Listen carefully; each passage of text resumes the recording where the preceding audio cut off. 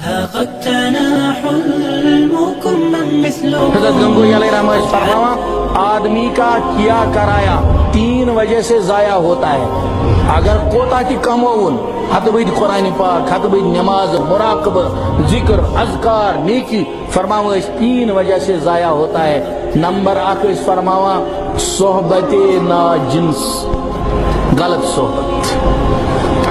Number 2 اس فرماوا ناموافق غذا.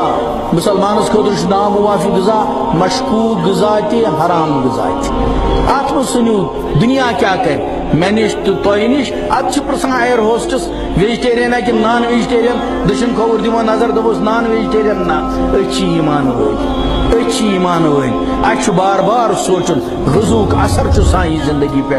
اور تیم اس فرماوا کان ولٹ گناہ تیت یمیک اثر یہ آسان چھو کہ اللہ تعالیٰ ونہ ام سندین تمام نیکین ترو کراس. اللہ تعالیٰ بچین اس تمو سارویو چیزوں سے سنس ایمانس تہ کرن حفاظت عطا اور نیک صالح ماحول تہ کرن نصیب.